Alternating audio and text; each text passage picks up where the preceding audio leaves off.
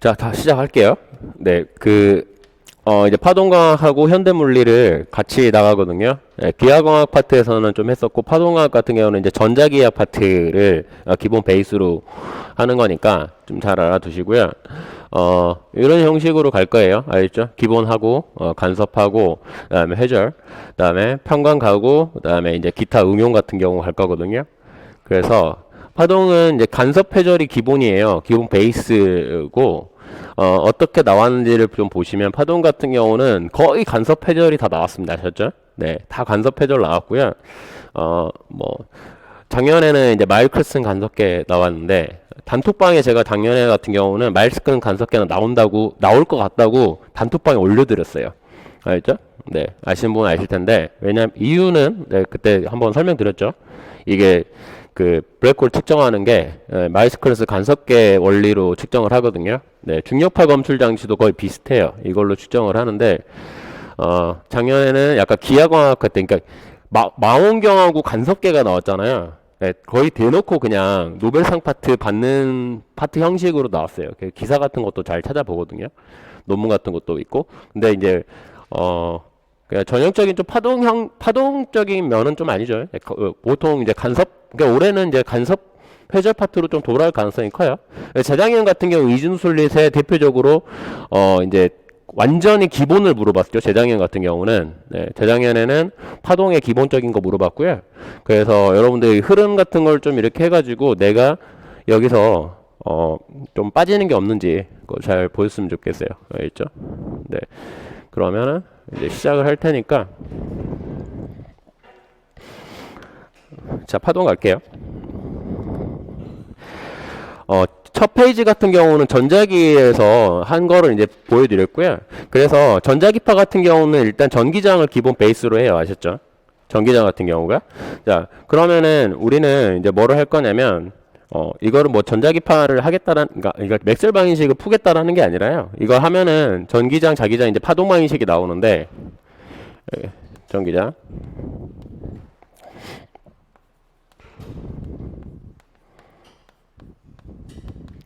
이렇게 돼가지고 얘를 이제 C에 이렇게 하죠. 정의를 하죠. 그래서 전자기파는 자기장도 똑같이 적을 수 있어요. 아시죠? 예. 전기장하고 자기장 이제 수직이니까. 네. 그래서 파동 방정식 같은 경우는 함수 형태가 이제 어떻게 되냐면 얘는 여러분들이 진동 방향하고 진행 방향을 구분하셔야 되고요. 알죠? 예, 이걸 해 같은 경우는 풀면 어떻게 되냐면 이 해는 이렇게 돼요. 예를 들어서 얘는 R 그 다음에 뭐 T로 이렇게 돼 있어요. 보통 벡터로 많이 쓰고요. 이런 식으로 예, 진행 방향 이렇게 벡터를 하면은 얘는 이 제로에 뭐 사인 코사인으로 적을 수 있는데 익스포넨셜로 적기도 하고 사인 코사인으로 적기도 하는데 이렇게 사인으로 적을게요. 사인에 얘가 이제 진행 방향인데 얘가 보통 델타로 적기도 하고 파이로 적기도 하고 뭐 해요. 이런 식으로 하고 진동 방향은 이렇게 적어져요. 알겠죠? X축 진동 방향. 예를 들어서 이거 이제 기본 얘는 이제 진폭이 되겠죠. 진폭 같은 경우. 그래서 얘가 요거 있죠, 요게 진행 방향이에요. 진행 방향. 맞았나요? 진행 방향. 보통 뭐 Z축이라 하면 Z축으로 되겠죠? 그래서 K라는 거는 이제 파수 벡터잖아요. 내가 K의 방향이 누구 방향인지 해줬잖아. 얘는 운동량 방향이란 말이야. 그러니까 진행 방향하고 K. 그래서 KX, KY, KZ 이렇게 되고요. R이라는 거 쉽죠? XYZ. 이런 식으로 쓸 수가 있어요. 알겠죠? 이거 곱하면 이렇게 돼요. 알겠죠? 그러니까 K 방향이 진행 방향이에요. R 나눠내야 되겠죠? 얘는. 그래서 만약에 진행 방향이 Z축이다. 그러면 당연히 얘는 없고 얘만 살아남아 있겠지. 왜? 운동량 성분이 Z축 성분밖에 없으니까. Z축이라면. 네. 그래서 빛 같은 걸 이제 대충 그려보면은 이런 식으로 되죠. Z. 거꾸로 그랬네요. 여기 X, Y죠. X, Y, Z니까. 그러면 전기장에 이런 식으로 여기 이렇게 전기장은 이렇게 진동하겠죠. 그리고 자기장은 이런 식으로 진동하겠고, 네, 자기장 그려주면요. 자기장 같은 경우는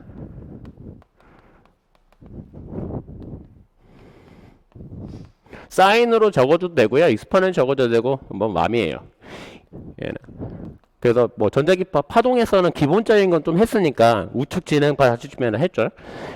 얘는. 그래서 얘는 y. 있죠. 네. 그래서 우리가 포인팅 벡터를 전자기 하객 시간에 해드렸잖아요. 포인팅 벡터 같은 경우는 그래서 포인팅 벡터라는 거는 뮤0에 얘는 E 크로스 B 이렇게 되죠. 네. 포인팅 벡터라는 거는 진행 방향에 달하네요. 아시죠? 얘는 여기서는 이제 빛이 이렇게 진행할 거니까 여기 전자기는 여기 이렇게 전기장이 이렇게 진행할 거고요. 자기장 같은 경우는 이런 식으로 하겠죠. 빛의 진행 방향에. 그러니까 포인팅 벡터라는 거는 여기는 뭐에 달아나냐면 Z축에 달아나겠죠. 알겠죠? 이게 이제 기본이고요. 자, 파동에서는 파동 방식이 이제 우선인데 파동에서는 엄청나게 이제 고전적인 거 하고 있어요. 아셨죠? 우리 막 저기 뭐 물질파 이딴 말 하면 안 돼요. 고전 하고 있어요. 고전. 물질파는 양자 개념이에요. 아셨죠? 양자역학 하는 게 아니라 얘는 고전이에요. 고전파를 하는 거기 때문에 자, 파동은 입자성하고 고전 말하는 거예요. 고전에서 입자성하고 파동성을 구분짓는 파동 성질 중에 어마어마한 성질이 있어요. 고전에서는 입자에는 예를 들어서 뭐 에너지든 뭐든 세기든 보면은 얘는 에너지로 볼까요? 에너지 1 더하기 근데 단위 시간당 에너지라면 세기로 할게요. 입자의 세기는 입자 에너지든 단위 시간당 세기는 똑같다. 그러니까 1 더하기 1이 입자는 무조건 2가 나오게 돼 있어요. 맞죠? 운동 에너지 하나 더하기 운동 에너지 하나는 2개 더한 거. 1 더하기 1은 2가 나오게 돼 있는데 파동은 그게 아니야. 1 더하기 1이 빵이 나올 수도 있어. 알겠죠? 1 더하기 빵이 나와버려. 그러니까 이게 왜 이렇게 되지? 그래서 파동은 뭐가 되게 중요하냐면요. 얘는 1 더하기 1이 2가 무조건 아니에요. 될 수도 있어요. 아시죠? 될 수도 있어. 그러니까 무조건 이렇게 안 된다라는 거야. 무조건. 될 수도 있고 안 될 수도 있어. 그러니까 0도 가능하고 4도 가능해. 알겠죠? 네, 똑같은 경우는. 그러니까 얘가 왜 이렇게 되지? 그래서 파동의 가장 중요한 성질이에요. 이게. 왜 이게 되느냐? 파동은. 그래서 이거를 조금 더 표현을 해서 얘는 뭐라고 하냐면요. 파동의 가장 중요한 성질은 보강하고 상쇄예요. 그래서 항상 이거 물어봐요. 그러니까 왜 이런 현상이 벌어지느냐, 보강 상쇄가 벌어지는지 그거는 이유는 어디에 있냐면 여기에 있어요. 파동은 알겠죠? 진동하는 공간하고 시간 진동이잖아. 공간 진동, 시간 진동이 만난단 말이야. 그러니까 요 정의역을 내가 뭐라 했어요? 위상이라고 그랬죠. 위상 성질을 갖기 때문에 파동은 진동하는 위상 성질을 가져요. 공간하고 시간에 대해서 진동하는 위상 성질을 갖기 때문에 파동은 얘가 보강 상태를 만들 수가 있어요. 알죠? 그래서 가장 중요한 게 파동의 맨 처음에 정의를 해야 되는 거는 뭐냐면 위상을 정의를 해줘야 돼요. 알겠죠? 이게 파동의 기본입니다. 그 재작년에는 너희 위상의 개념을 정확히 알아? 물어봤어요. 위상의 이거를 이제 공간으로 보면은 이 경로차가 나오고요. 알겠죠? 공간 시간 텀 말고 동일하다 치고 위상 상수 텀 상수항을 보면은 뭐가 나오냐면요. 얘가 위상차가 나와요. 그러니까 위상 성분 얘가 파동의 정의역을 말하는 건데 위상 성분이 이게 가장 기본입니다. 알겠죠? 왜냐하면 위상을 갖기 때문에 이런 지랄이 나와요. 보강하고 상쇄 성질이 나와요. 알겠죠? 네, 기본이에요. 파동은. 위상을 어떻게 처리해 줄 거냐. 그리고 네, 그거 좀 잘 알아주시면 좋겠어요. 알겠죠? 네, 한 페이지 넘어가시고요. 자, 이제 빛의 세기랑 포인트 벡터 관계인데 이거는 전자기 시간에 했어요. 아셨죠? 빛의 세기. 네. 포인트 벡터는 진행 방향에 나란하고요. 빛의 세기라는 거는 얘는 이거의 시간 평균 값입니다. 아시죠? 포인팅 벡터의 시간 평균 값. 아셨나요? 네. 포인팅 벡터 해보면은 얘는 뭐 나오냐면요. 전자기판은 사인의 제곱 나와요. 그 시간 평균가 2분의 1 나옵니다. 아시죠? 네, 2분의 1. 그러니까 얘의 크기의 2분의 1이라고 보시면 돼요. 시간 평균가 하면. 네. 별거 없죠? 네. 별거 없어요? 네. 알아두시고요. 네. 요거. 자, 그러면은 이제 좀 파동에 대해서 조금 해드리면요. 파동의 변이는 뭐 변이 같은 경우는 이제 진폭 방향이 되겠죠. 진폭 방향. 전기장 같은 경우는 여기 X축 방향이고 자기장은 Y축 방향이죠. 그래서 변이를 표현을 해보면 얘를 Y로 할게요. 얘를 얘는 진행 방향으로 써야 되는 거니까 우리가 이제 진행 방향 같은 경우는 저기를 Z축으로 했으니까 지금 4페이지 아래에서는 진행 방향을 X축으로 해놨잖아요. 그렇죠? 착각하시면 안 돼요. 진동 방향하고 진행 방향 헷갈리시면 안 돼요. 아셨나요? 에너지가 진동하면서 진행하는 거기 때문에, 그러니까 저기로 예를 들면은 얘는 전기장은 X축에 진동을 하고요. Z축으로 진행을 하는 거야. 아셨죠? 네, 헷갈리시면 안 돼요. 그러면은 여러분들이 항상 위상에는 뭐가 들어가냐면 진행 성분이 들어가요. 아셨죠? 위상은 진행 성분. 그래서 파동은 대부분 종파가 나온단 말이야. 종파는 진행 성분하고 진동 성분이 수직이에요. 알겠죠? 네, 그거 착각하시면 안 돼요. 그래서 변이 같은 경우는 지금의 X축 뭐 진행 방향 뭐 이렇게 했죠. X축 진행하고 Y축 진동 방향이라고 했는데 그냥 이렇게 적어드리면요. 이렇게 쓸게요. 얘는 그래서 얘는 진폭을 그냥 Y로 많이 씁니다. 사인에 kx-오메가-t 플러스 파이로 쓰기도 하고요. 뭐 델타로 쓰기도 하고 뭐 랜덤이에요. 얘는 어디로 진화한다는 Y축으로 진동하니까 이렇게 표시를 해줘야 돼요. 알겠죠? Y축 변이죠. 네. 그래서 여러분들이 파동을 보면은 뭐 사인으로 써줘도 코사인으로 써줘도 상관없어요. 익스파인으로 써도 다 상관없습니다. 아셨죠? 얘 같은 경우는 얘는 진동 방향이고요. 빛으로 치면은 평광 방향이에요. 아셨죠? 빛으로 치면 평광 방향. 진동 방향하고 평광 방향하고 같은 말이에요. 네, 핸드폰 진동을 해주세요. 알겠죠? 얘가 진폭이에요. 알겠죠? 빛의 세기는 진폭의 제곱에 비례하죠. 왜냐면 자기장의 크기, 진폭 요거니까. 맞죠? 네, 전기장의 제곱이니까. 포인팅 벡터의 시간 평균 값은 얘는 포인팅 벡터라는 거는 이거잖아. 크기만 쓰면은 얘는 뭐에 비례하면 전기장의 진폭의 제곱에 비례하죠? 네, 그러니까 세기는 전기장의 제곱에 비례해요. 진폭의 제곱에 비례합니다. 아시죠? 네, 알아두세요. 그래서 그 다음에 얘들은 뭐냐면요. 얘들을 위상항이라 그래요. 위상항. 정의역. 위상 성분이라 그래요. 알겠죠? 위상 성분. 그리고 XT는 얘는 변수잖아. 변수. 맞죠? 변수 성분인데 변수 성분을 제외한 나머지를 위상 상수라 그래요. 아셨나요?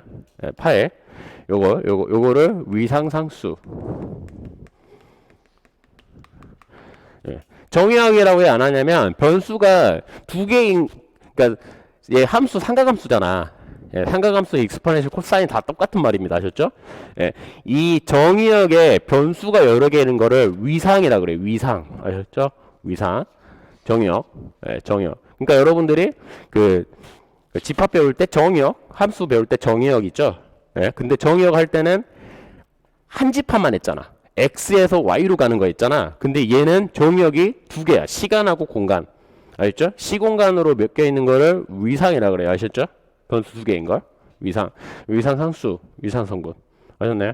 파는 우리는 진동하는 그러니까 얘가 진동 방향에는 별로 관심이 없어요. 나중에 이제 평강할 때는 좀 관심이 있는데 뭐에 결정적으로 관심이 있냐면 어디로 진행하냐. 아셨죠? 어디로 진행하냐에 관심이 있어요. 알겠죠? 이걸로 이제 경로차로 해결하고 이렇게 되는 거니까 예, 기본이니까 조금 잘 알아주면 좋겠어요. 알겠죠? 위상이 모든 걸 결정해요.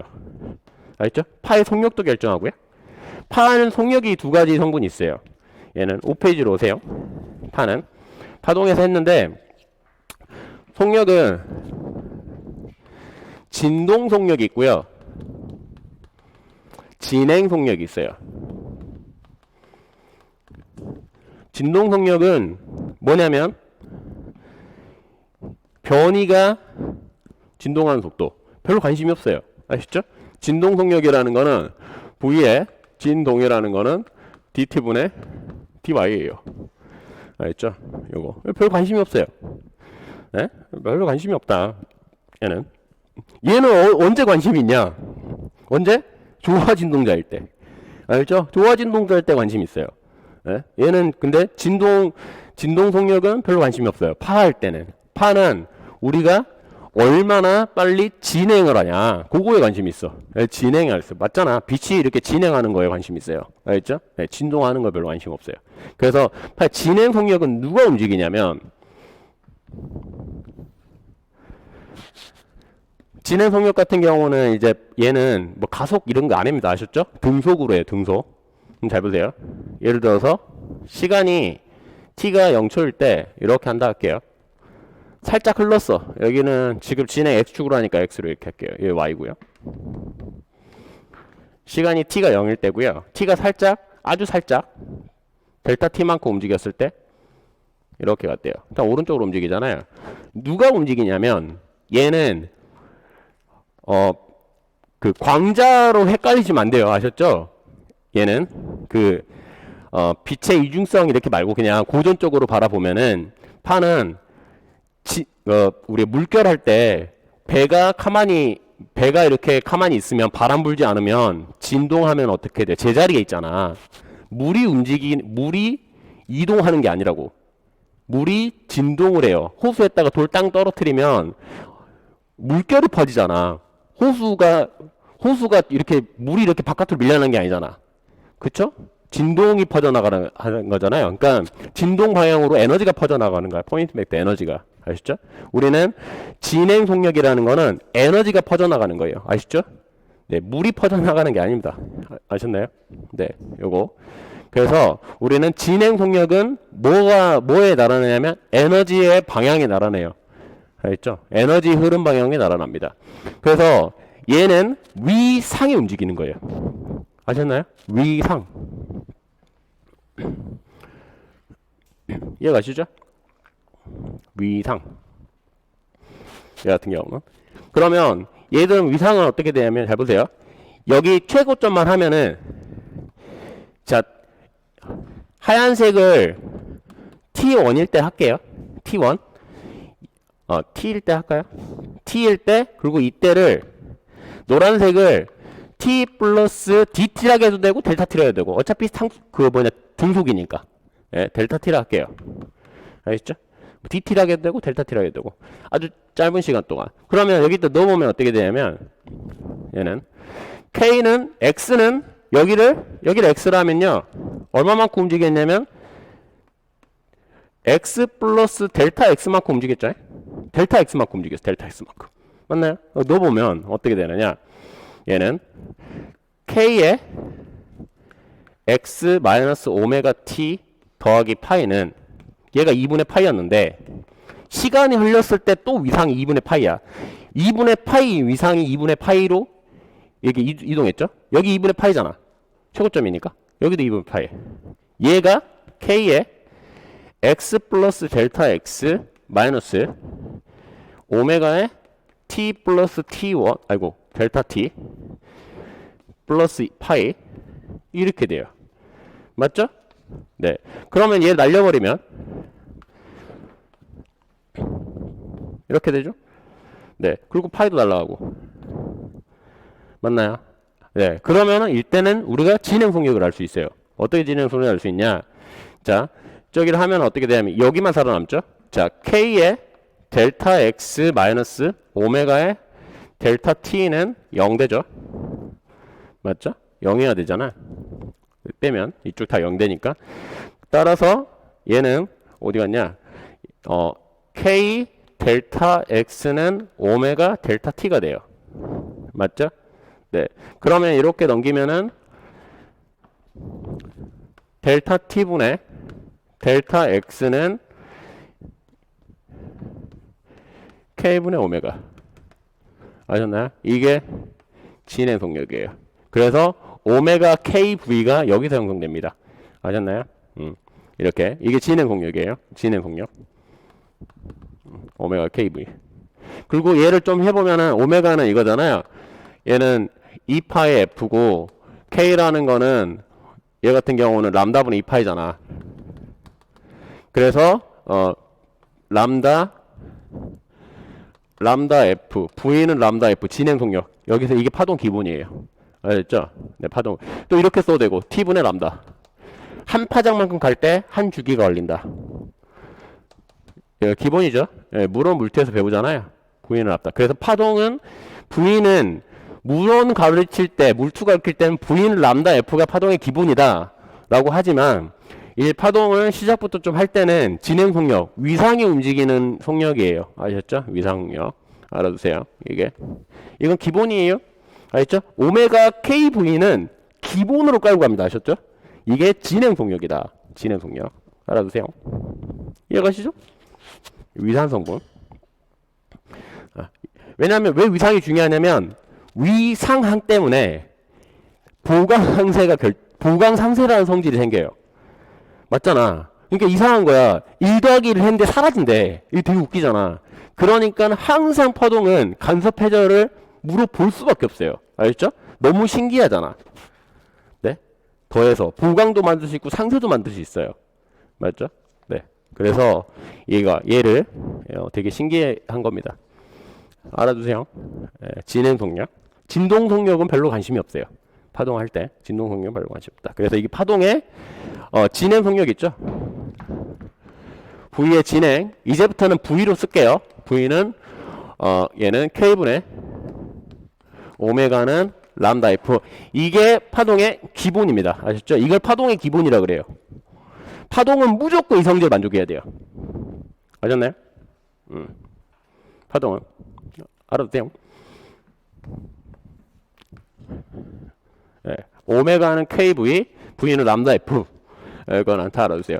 그러니까 얘는 물어 물타 할 때 많이 나오고요. 요거는 일단 우리가 일반 물리 파동할 때는 조금 이렇게 많이 나와요. 알겠죠? 이런 식으로 알아두세요. 알겠죠? 그리고 책마다 좀 다른데 얘는 K 오메가로 적어놨잖아. 람다 F로 적는 책도 있어요. 네, 요거를 좀 다르게 쓰면 이렇게 쓸 수 있어요. 어떻게 되냐면요. 이렇게. 자, K라는 거는 람다분의 2파이고 오메가라는 거는 2파의 F잖아요. 그러면 저거를 이렇게 적는 책도 있어요. 2파이 밖으로 빼고요.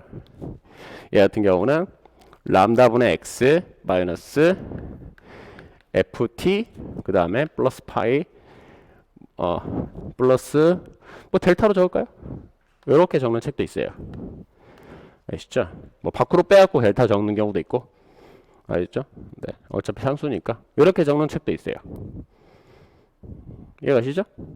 이렇게 하는 책도 있고 이렇게 하는 책도 있고 네, 변수 2개 알겠죠? 네, 파동은 변수가 2개 정역이 변수가 2개 존재를 해요. 그래서 얘를 위상텀이라고 하는데 이 위상텀 때문에 어디 갔냐? 예, 보강하고 상세가 결정이 난다. 그러니까 파동의 가장 중요한 성질을 딱 해봐라. 그러면 보강 상세라고 말하시면 돼요. 알죠? 파동의 엄청나게 기본 성질. 그러니까 항상 파동은 보강 상세를 안 물어볼 수가 없습니다. 이게 기본이에요. 파동에서 가장 중요한 성질. 그러니까 맨날 간섭하고 해절만 나와요. 아셨죠? 간섭 해절이 나온 성질이에요. 아셨죠? 예. 이게 어마어마하게 또 많이 쓰입니다. 핸드폰에 엄청나게 많이 쓰여요. 파동. 여러분 그 핸드폰 표면에 표면 코팅이 이거 많이 쓰여요. 표면에 내부에 그 코팅 돼 있어요. 왜냐면 핸드폰에 우리가 이제 낮에 핸드폰 바깥에서 볼 때 잘 안 보이잖아. 왜냐면 태양광 때문에 안 보이거든. 그래서 그나마 잘 보이게 이렇게 혈기가 돼 있어요. 알겠죠? 태양광선이 얘는 우리가 반사를 해버리면 핸드폰이 안 보인단 말이야. 그래서 안티코팅 돼 있거든요. 자, 파동은 위상이 모든 걸 결정을 한다. 알겠죠?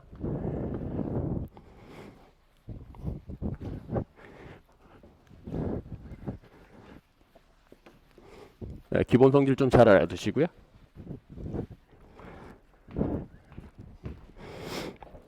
파동의 기본입니다. 네, V는 오메가는 KV, V는 람다 F. 이게 파동의 기본이에요. 알겠죠?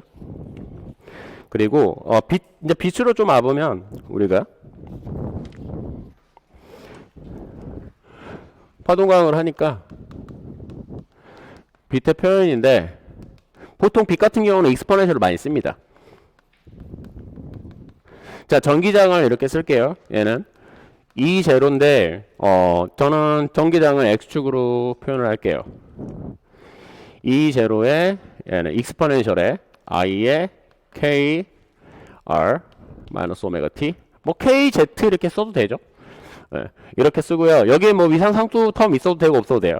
왜냐면 나중에 이제 맞춰주면 되는 거니까 얘는 그 보강 서로 이제 중첩할 때 하면 되는 거예요. 그래서 얘는 X 햇 이렇게 쓰고요. 그 다음에 B에 ZT이기 때문에 얘는 KZ 이렇게 바뀌겠죠? Z축으로 나간다 그랬으니까.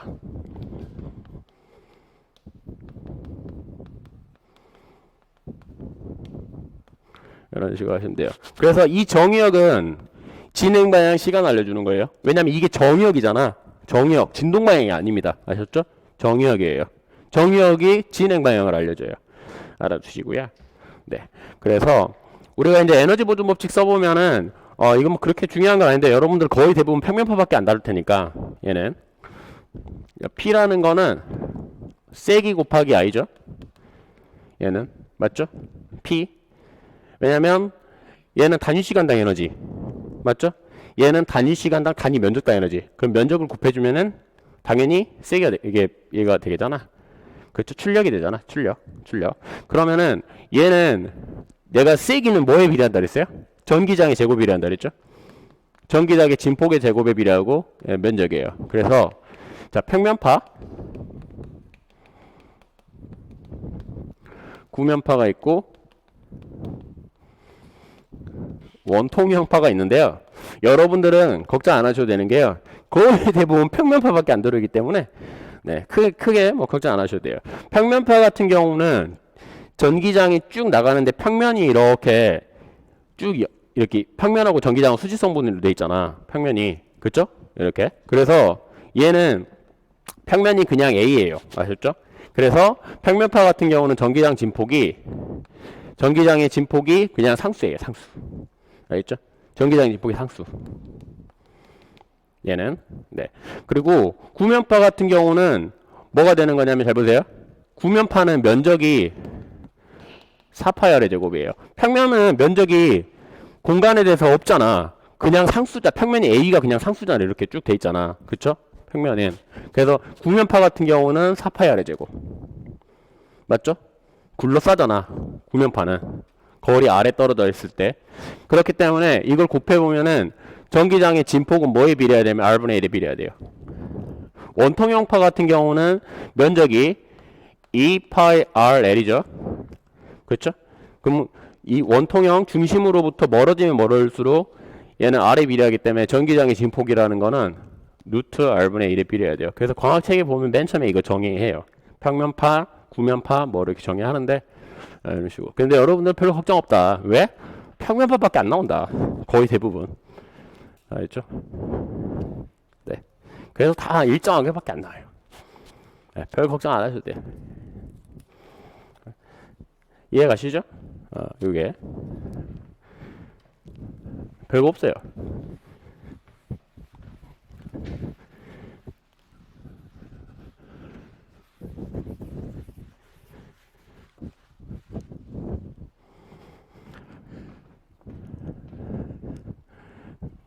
자, 얘는 에너지 보존 법칙 써드린 거고요. 그 다음에 예제 1번 하나만 풀어드릴게요. 예제 1번. 예제 1번 같은 경우는 나중에 이제 뭐 P파, S파 할 때도 뭐 등장하긴 하는데, 좀 알아두시면요. 자, 빛의 속력이라는 건, 이거는 좀 적어 놓으세요. 근데 이 멘트를 안 적어 놨네? 빛이 거의 대부분 진행을 할 때, 어떤 성분이 잘 안 변하냐면, 자기 투자율 성분은 잘 안 변해요. 알겠죠? 자기 투자율 성분은 거의 대부분, 예를 들어서 매질이 이렇게 있잖아. 지금, 얘는, 여기를 기준으로, 여기가 N1이고 굴절류 N2인데 이거 같은 경우는 빛의 속력이 이거 속력은 아시죠? V는 N분의 C 맞잖아. 그러면 얘는 뭐 어떤 성분이 많이 바뀌냐면 입실론 성분만 바뀌어요. 잘. 얘는 뮤1은 거의 뮤0랑 거의 비슷해요. 뮤2도 거의 뮤0랑 비슷해요. 알죠? 자기 투자율 성분은 잘 안 바뀌고요. 얘는 유전율 성분 있잖아. 이 성분만 바뀌어요. 알아두세요. 네. 그래서 그 멘트를 빼먹었네요. 네. 근데 적어놨죠? 그림으로. 네. 뮤제로 다 적어놨죠? 네. 하나 풀어드릴게요. 얘는 이제 빛의 표현의 기본이거든요. 여러분들이 얘를 잘 알아야 돼요. 그러니까 함수를 딱 던져줬을 때 구해봐라 할 때 여러분들이 이거를 다 줬는데도 못 구하시는 분들이 되게 많아요. 아셨죠? 자 뭐라 그랬냐면 t가 0일 때 그림 줬죠? 네. 전기장이 I라는 거는 얘는 뭘로 줬냐면 10에다가 2분의 1의 x 햇 마이너스 2분의 루트 3 z 햇 그 다음에 엑스포넨셜의 i의 루트 3의 2분의 루트 3 x 플러스 2분의 1의 z 이런 식으로 줬죠. 시간 0이니까 오메가 t는 없죠. 마이너스 오메가 t 있겠지. 없어. 맞죠? t가 0이기 때문에 날아가잖아. 이렇게 줬잖아요. 맞죠? 얘는 뭐냐면 얘는 전기장의 진폭 벡터. 맞죠? 진폭 벡터. 얘의 크기가 전기장의 진폭이잖아. 어차피 크기는 1대잖아. 맞죠? 이게 전기장의 진폭 벡터. 얘 어차피 크기가 1이니까 전기장의 진폭이라는 건 10이겠죠? 네. 그리고 여러분이 찾아야 되는데 뭘 찾냐면요. 뭘 찾냐면 비유전율하고 그 다음에 람다 원 찾아라 그랬잖아요. 그쵸? 요거를 여러분들이 찾으실 줄 알아야 돼요. 잘 보세요. 항상 위상황이 되게 중요해요. 얘는 뭘 나타내는 거냐면 요거 나타낸 거예요. 맞죠? 그럼 잘 보세요. K 벡터라는 거는 KX, KY, KZ가 있겠죠? 맞죠? 네, R 벡터라는 거는 XYZ예요. 맞나요? 이거 곱해보세요. 근데 여기 이게 뭐라고? 이게 KR이라고. 자, 그러면 K 곱하기 R이 뭘로 돼 있냐 보면 이거 곱해보세요. 자, 2분의 루트 3이니까 3x 그 다음에 더하기 2분의 루트 3z 맞나요? 그쵸? 얘는 어떻게 되냐면요 2분의 3에 컴마 0 컴마 2분의 루트 3 곱하기 x y z예요. 맞죠? 네. 이게 r 벡터잖아. 이게 k라고. k 벡터라고. k 벡터. k 벡터라는 이게 k 벡터. 그럼 k 벡터의 크기는 얼마냐? 얼마예요? 이거 하면 자 루트 3 밖으로 빼면은 좀 센스 있게 하면은 이렇게 되죠. 루트 3을 밖으로 빼면은 2분의 루트 3 0 2분의 1이니까 얘가 1이죠. 크기가 맞죠? 그러니까 크기가 얼마야? 루트 3이에요. 이해가시죠? 그래서 k 벡터의 크기를 찾았어. 이때 말했잖아. 파동은 오메가는 KV가 기본이라고. 그거는 무조건 파동할 때는 그게 시작이에요. 시작. 알겠죠? 미상성분을 이용해서 찾는 거는 그게 시작이에요. 아셨죠? 네. 그래서 잘 보세요. 오메가는 KV잖아. 오메가 알려줬어. 얘는 어떻게 알려줬어? 잘 보세요. 3 곱하기 10의 8승이래. 그쵸? 근데 K가 얼마야? 루트 3이잖아. 맞나요? 근데 이게 단위만, 근데 C는 3 곱하기 10의 8승의 미터 퍼 세크잖아. 그쵸? 얘 V. 그럼 V는 얼마가 돼야 돼? 따라서 V는 루트 3분의 C라고. 맞죠? 루트 3분의 C. 따라오셨나요?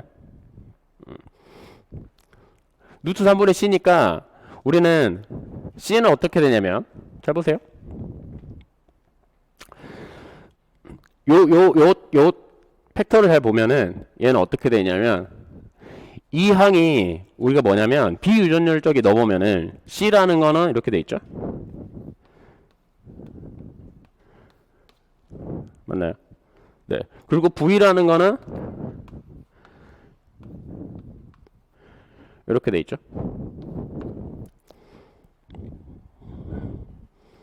맞죠? 입실로 원이겠죠? 비유전율로 표현을 해버리면 어떻게 되냐면 얘는 루트항이잖아. V가. 얘가 커지면 커질수록 속력이 작아지죠? 속력이? 그런데 우리는 속력이 루트 300만큼 작아졌잖아.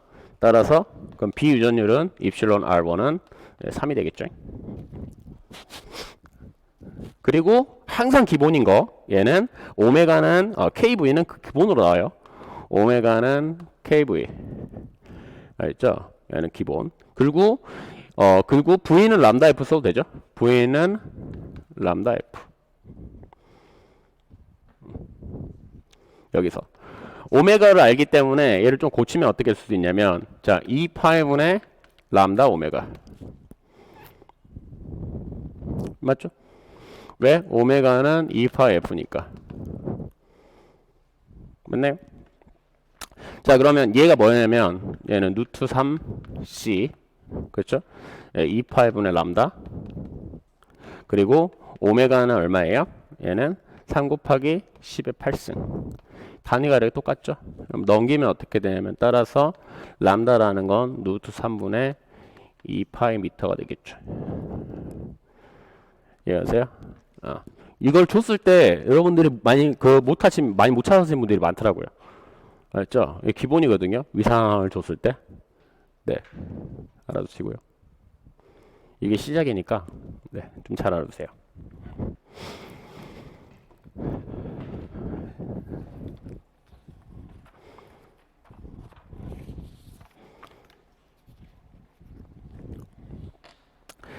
파동은 간섭을 좀 제대로 이해를 하는 게 중요해요.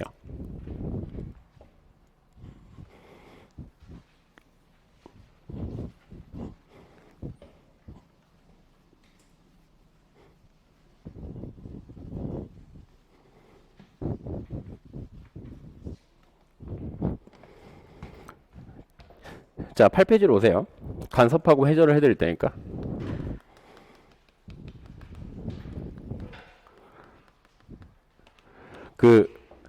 일반적으로 간섭하고 회절의 정의는 우리가 이제 말하는 정의가 좀 달라요.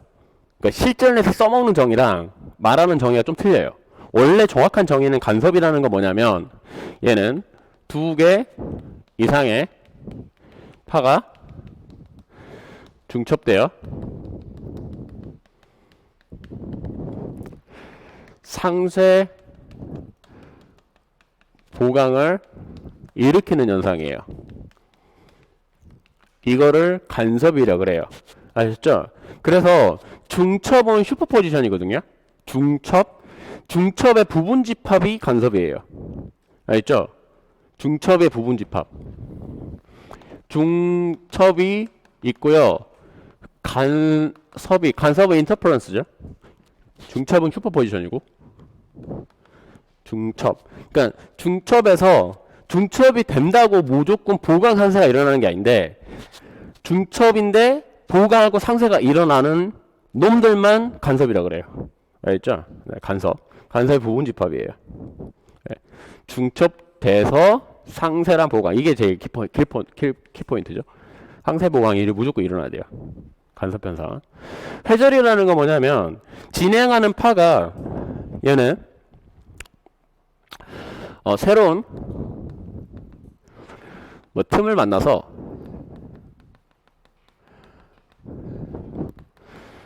파가 다시 전파되는 현상이에요. 호이겐스 원리 만족해가지고 전파되는 현상인데, 이게 이제 회절이긴 한데 우리가 일상적으로 좀 써먹을 때는 조금 달라요. 얘는 아셨죠? 일반적으로 우리가 써먹을 때는 뭐냐면, 간섭하고 회절을 할 때는 뭐냐면요, 새로운 틈을 만날 때는 틈 하나 있죠. 슬릿 하나. 그래서 슬릿 하나가 이렇게 있으면 여기서 빛이 여러 개 나온다고 생각하는 거예요. 알겠죠? 따라라라라 이렇게 여러 개. 그래서 이 빛들이 여기를 기준으로 일로 오면 올수록 위상이 달라지겠죠? 맞죠? 어느 특정한 점이 이렇게 있다고 하면은 얘 오고 얘 오고 얘 오고 하면은 얘는 위상이 달라지잖아. 그쵸? 그러니까 회절이라는 거는 얘는 미시적 현상이에요. 슬릿 하나에 여러 광선이 나온다고 보시면 되고요. 간섭은 슬릿 하나에 빛 한 줄기 나온다고 보면 돼요. 알죠? 슬릿 하나에. 그래서 물투에서는 회절 안 배워요. 잘 거의 대부분 그냥 러프하게 좀 배우죠. 약간 돌려깎기로 배우거든요. 알죠? 그러니까 회절은 미시 현상이라고 보시면 되고요. 간섭은 거시 현상이라고 보시면 돼요. 아셨나요? 그래서 만약에 간섭만 보고 싶다 그러면 그 슬릿을 거의 빛의 파장에 비슷하게 줄여버리면 돼요. 빛 거의 한 줄기만 나오게끔. 알겠죠? 그래서 간섭이라는 건 뭐냐면, 얘는 슬릿 하나에 빛이 하나만 나오는 현상으로 간주해요. 알겠죠? 그래서 간섭은 얘는 거시적 현상이고요. 얘는 미시적 현상이에요.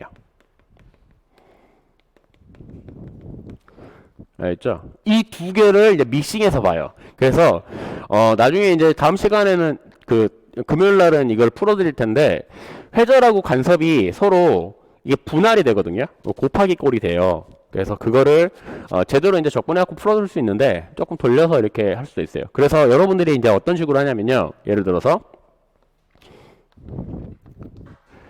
이중슬릿은 알 테니까 여러분들이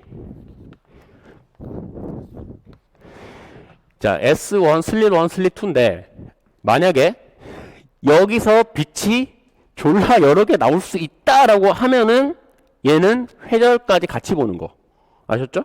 회절. 근데 우리는 여러분들 그 대부분 할 때 여기서 빛 몇 줄기 나온 것처럼 봐. 물투에서 한 줄기 나온다고 생각하잖아. 네, 그게 간섭이에요. 아셨죠? 간섭은 슬릿 하나에서 빛 한 줄기. 거시적 현상이야. 미시적 현상은 그거고. 아셨나요? 네. 그래서 여기서 빛 한 줄기. 여기서 빛 한 줄기. 그래서 경로차가 발생하죠. 동일한 시간에 특정 지점 P점에서 동일한 시간에 만나잖아. 요게 간섭이에요. 아셨나요? 빛 한 줄기, 빛 한 줄기. 아셨죠? 네. 여기서 빛이 여러 개 나오잖아요? 그럼 회절까지 생각을 해줘야 돼. 아셨죠? 회절. 빛이 여러 개 나오면. 네. 그래서 회절하고 간섭. 네, 하는데 오늘은 여기서 빛 한 줄기 나오면 할 거예요. 한 줄기. 네, 거시적 현상만. 미시적인 거는 이제 다음 시간에 조금 확장해가지고 보는 거고. 그래서 회절 같은 경우는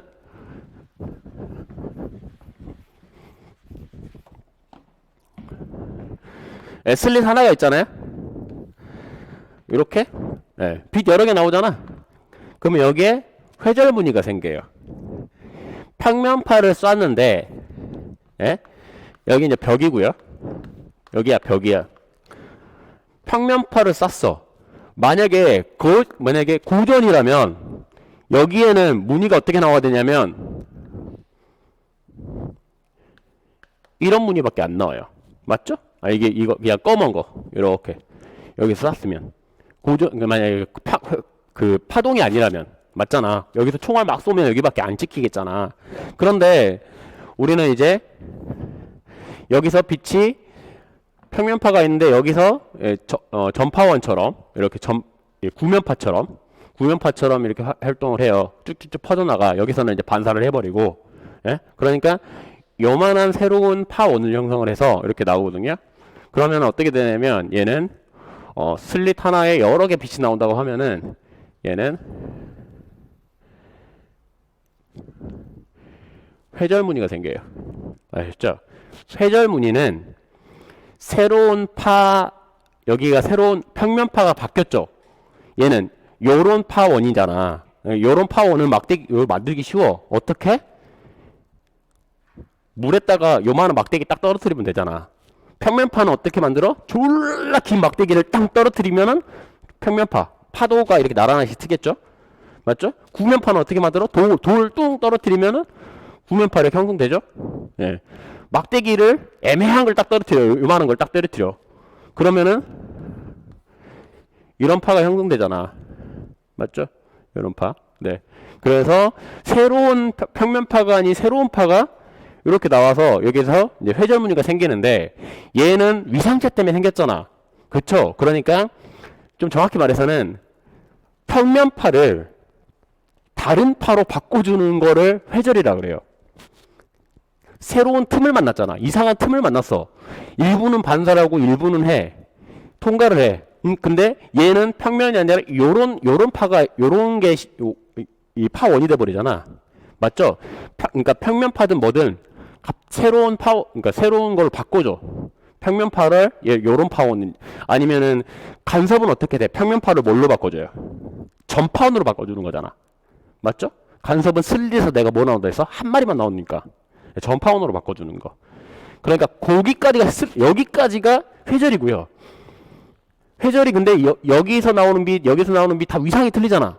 맞죠? 스크린에 찌신 것은 간섭문이에요. 알죠? 그래서 회절 현상에 의한 간섭문이야. 알죠? 그러니까 여러분들이 스크린에 나오는 건 다 간섭이에요. 원리가 뭐냐? 원리가 전파원에서 나오냐? 거시적인 거는 그냥 간섭문이라고요. 미시적인 거는 회절문이라 그래. 알죠? 그래서 가로가 X예요. 회절에 의한 간섭문이. 근데 간섭을 가로를 지우고 회절문이라고 하죠. 알죠? 네. 그러니까 스크린에 찍힌 거는 어차피 간섭이다. 근데 우리가 좀 구별을 해줘요. 알죠? 간섭이라는 거는 슬릿 하나에 하나 나오는 거. 회절이라는 건 슬릿 하나에 여러 개 나오는 거. 알죠? 그걸 좀 구분해줘요. 알죠? 그걸 좀 잘 알았으면 좋겠어요.